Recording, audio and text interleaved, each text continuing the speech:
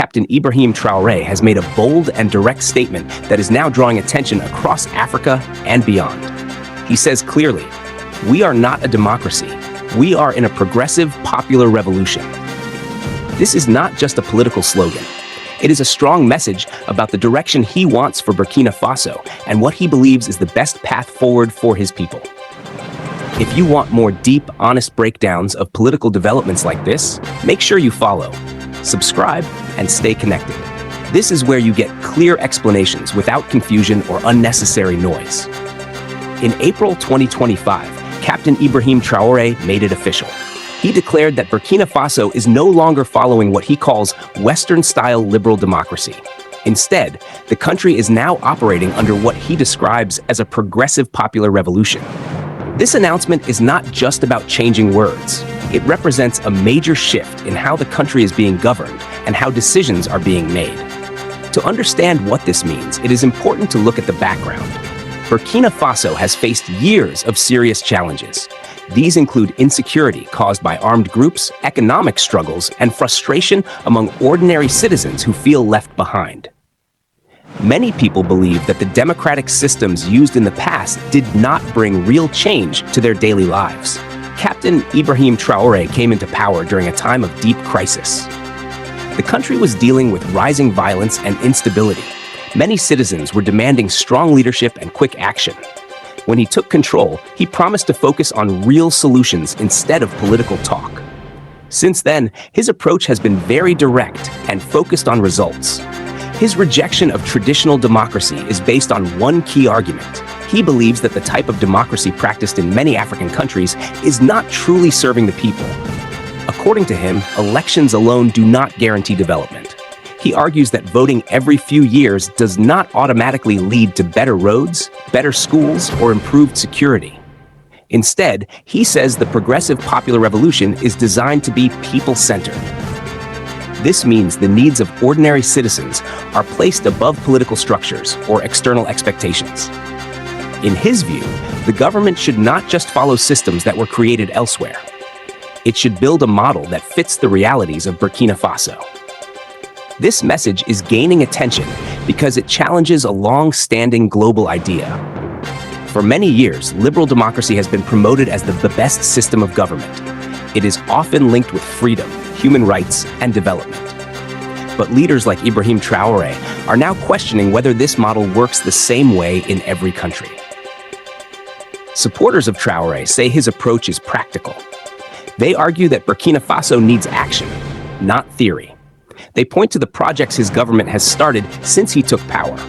These include infrastructure development aimed at improving daily life for citizens. Roads, public services, and local projects are being prioritized. There is also a strong focus on security. Burkina Faso has been dealing with armed conflict for years. Large parts of the country have experienced attacks and instability. Traore has made security a top priority, saying that without peace, no real development can happen. On the economic side, his government is working to strengthen local production and reduce dependence on foreign support. The idea is to build an economy that can stand on its own. This includes encouraging local industries and making better use of the country's resources. However, not everyone agrees with this direction. Critics argue that rejecting democracy can be dangerous.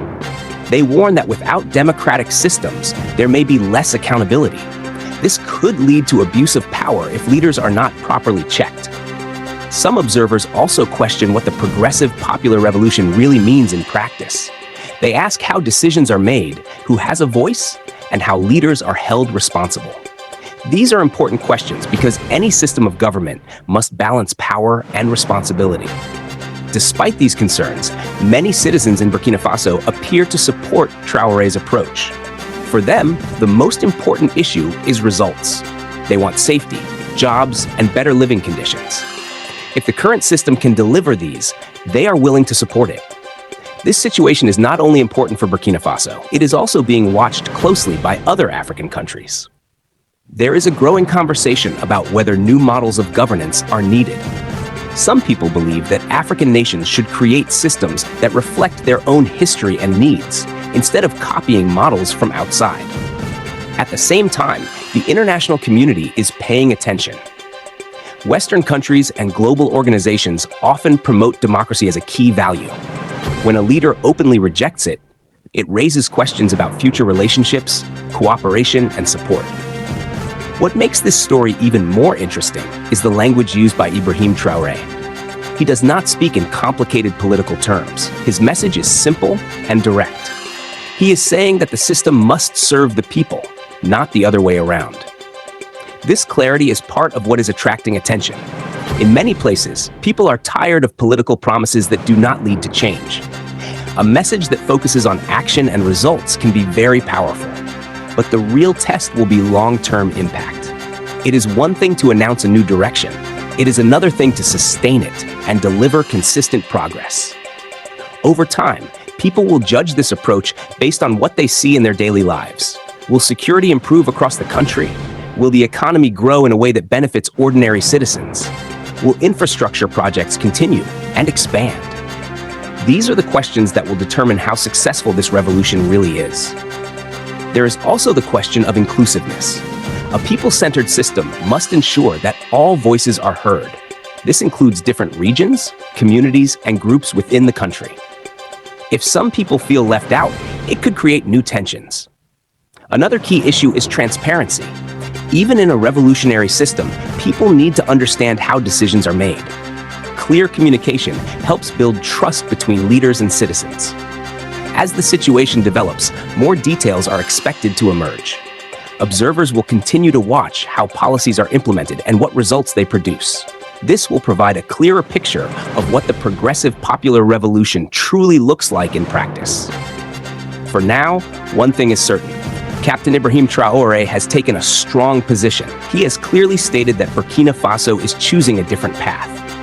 Whether this path leads to lasting progress remains to be seen. What cannot be ignored is the impact of this statement. It has started conversations across the continent and beyond. It is forcing people to think again about governance, development, and what truly works. In the end, the focus returns to the people of Burkina Faso. They are the ones who will experience the results directly. Their lives, their safety, and their opportunities will be the true measure of success. This is more than a political shift. It is a test of a new idea. A test of whether a country can step away from established systems and create something that works better for its own reality. And as this story continues to unfold, it will remain one to watch very closely. Nous ne sommes pas dans une démocratie, nous sommes bien en révolution progressiste populaire. Il faut que tout le monde comprenne ça. D'ailleurs, plus étonnant que ceux-là qui sont censés être les intellectuels qui ont fait l'école peuvent imaginer qu'un pays peut se développer dans la démocratie. C'est faux. Quand on nous cite un seul pays qui s'est développé dans la démocratie, ce n'est pas possible. La démocratie n'est que l'aboutissement. On passe forcément par une révolution et nous sommes bel et bien en révolution. Ceux qui ne l'avaient pas compris, on le dit encore haut et fort. On ne fait pas de révolution dans le désordre. C'est impossible. Et l'ordre, nous allons faire régner l'ordre et la discipline pour que nous puissions progresser. Parce que les réformes sociales, économiques, politiques, idéologiques ont besoin d'ordre et de discipline. Et tout un chacun a son rôle à jouer dans cela.